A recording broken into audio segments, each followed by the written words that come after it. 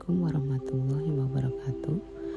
Perkenalkan, saya Muda Erifin, perwakilan dari kelompok kedua.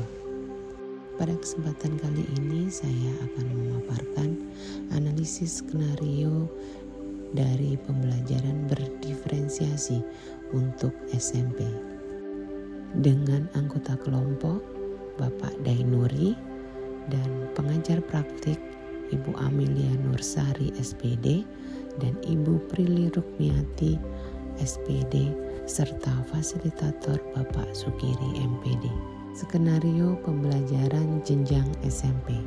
Pak Dudidam, seorang guru SMP, ingin mengajarkan murid-muridnya materi tentang iklan. Tujuan pembelajarannya adalah murid-murid dapat menangkap makna secara kontekstual terkait fungsi sosial, struktur teks, dan unsur kebahasaan dari iklan tentang produk dan jasa. Pak Dudidam lalu membuat skenario pembelajaran. Yang pertama, diskusi seluruh kelas di awal pembelajaran. Pak Dudidam melakukan diskusi untuk memperkenalkan murid pada topik tentang iklan dengan menggunakan beberapa pertanyaan pemandu seperti apa yang membedakan antara iklan dengan bentuk tulisan lain, iklan apa yang benar-benar menarik untuk kalian, apakah dibutuhkan biaya untuk membuat sebuah iklan, dan jenis pekerjaan apa yang tersedia dalam periklanan. Yang kedua, kerja individu atau pasangan atau kelompok kecil. Setelah itu, Pak Dudidam meminta murid melakukan kegiatan tulis berbagi dengan pasangan berbagi dengan pasangan lain. Dengan skenario yang pertama, secara individu, murid akan diminta menulis 3 hingga 5 iklan yang menarik bagi mereka. Yang kedua, mereka lalu berbagi apa yang dituliskan dengan satu teman lain secara berpasangan. Saat berbagi, mereka boleh menambahkan pendapat. Yang ketiga, setiap pasangan kemudian berbagi dengan pasangan lain. Yang keempat, setelah itu Pak Dudidam melakukan diskusi dengan seluruh kelas. Ia akan menggunakan daftar iklan yang ditulis oleh masing-masing kelompok sebagai contoh. Kemudian membahasnya dengan menekankan pada target audience, pesan utama, mengapa beberapa iklan lebih efektif dari yang lain. Dan yang terakhir, Pak Dudidam lalu memperjelas konsep dan istilah periklanan sesuai dengan kebutuhan. Yang ketiga, kerja kelompok kecil. Urutannya adalah murid akan diminta untuk membentuk kelompok yang terdiri dari 4-5 orang untuk mendiskusikan kelebihan dan kekurangan berbagai jenis iklan. Selanjutnya, setiap kelompok akan diberikan selembar kertas dan bekerja di meja mereka. Selanjutnya, setiap lembar kertas grafik memiliki T-chart untuk menuliskan kelebihan dan kekurangan untuk jenis iklan tertentu. Setiap kelompok akan melakukan brainstorming dan mencatat 2 kelebihan dan 2 kekurangan dari jenis iklan tertentu. Dengan menggunakan isyarat yang diberikan guru, setiap kelompok kemudian pindah ke meja kelompok lain. Mereka membaca masukan yang telah ditulis sebelumnya dan menambahkan 2 kelebihan dan kekurangan lagi. Terus berlanjut demikian sampai setiap kelompok memiliki kesempatan untuk membahas semua jenis iklan. Selanjutnya, langkah keempat, Pak Dudidam lalu mengumpulkan kembali murid sebagai satu kelompok besar.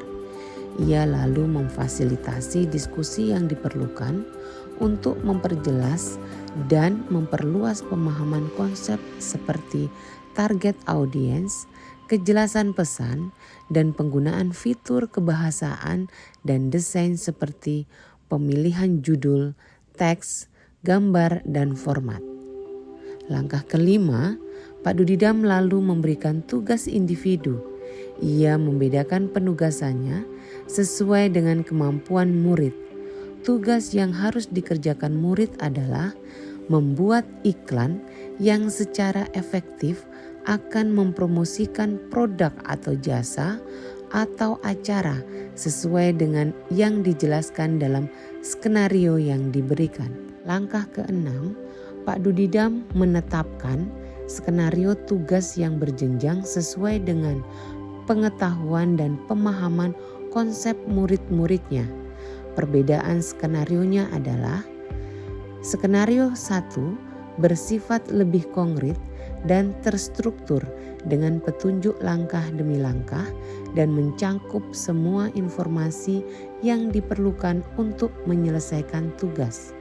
Skenario 2 kurang terstruktur dan lebih terbuka dibandingkan skenario 1. Dan skenario 3 bersifat konseptual dan terbuka dan membutuhkan riset. Selanjutnya, langkah ketujuh, Pak Dudidam mendorong murid untuk memilih lokasi di kelas yang mendukung cara mereka belajar dengan baik.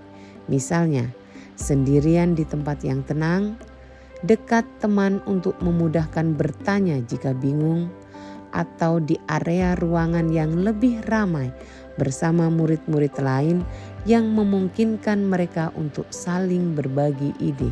Selanjutnya, dari skenario pembelajaran yang telah ditelaah, apakah kebutuhan belajar murid yang berusaha dipenuhi oleh guru tersebut?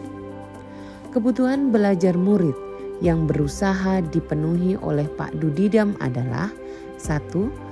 Kesiapan belajar murid, yang kedua, minat belajar murid, dan yang ketiga adalah profil belajar murid. Berikutnya, bagaimana cara guru tersebut menentukan kebutuhan belajar murid? Yang pertama, untuk kesiapan belajar murid ada pada poin 1 dan 6, di mana Pak Dudidam melakukan diskusi untuk memperkenalkan murid pada topik tentang iklan dengan menggunakan beberapa pertanyaan pemandu. Yang kedua, menyiapkan 3 skenario tugas yang berjenjang sesuai dengan pemahaman konsep murid. Yang selanjutnya, minat murid ada di poin 2 dan 5, yaitu meminta murid menulis 3 hingga 5 iklan yang menarik bagi mereka dan memberikan tugas yang berbeda sesuai dengan kemampuan murid. Untuk profil belajar murid ada di poin 7, di mana Pak Dudidam mendorong murid untuk memilih lokasi di kelas yang mendukung cara mereka belajar dengan baik. Selanjutnya, strategi pembelajaran berdiferensiasi apa yang digunakan?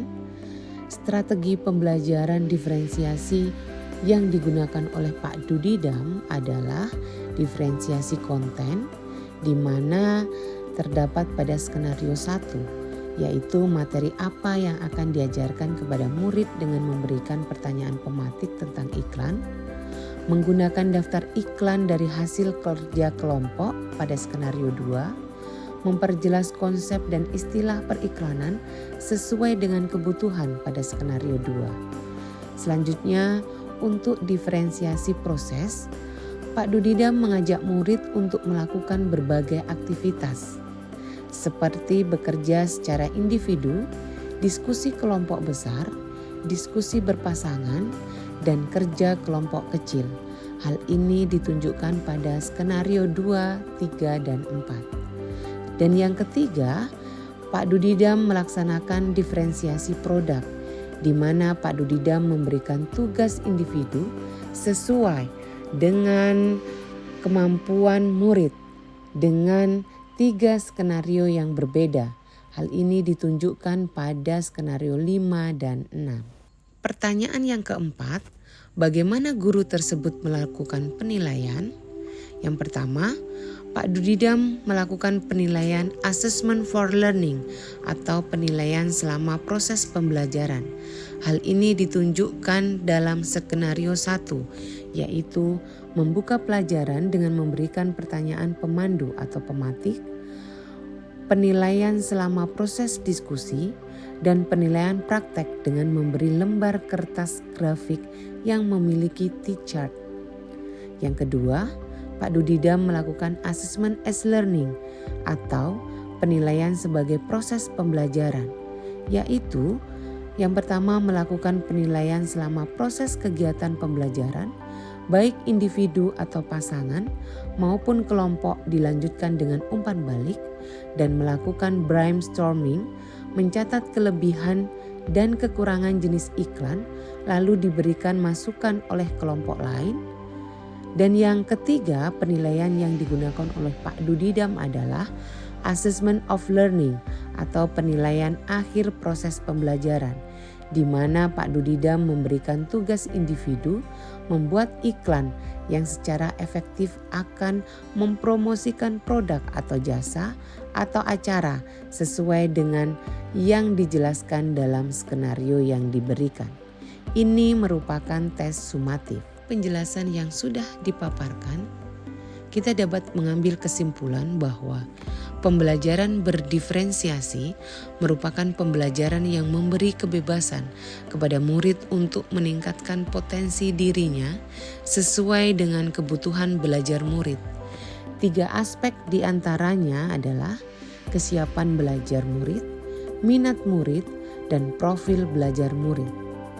Pada pembelajaran diferensiasi, terdapat 3 strategi pembelajaran yang difokuskan, yaitu diferensiasi konten, diferensiasi proses, dan diferensiasi produk. Demikianlah pemaparan dari kelompok 2 CGP Angkatan 11 dari Kabupaten Kutai Timur. Terima kasih.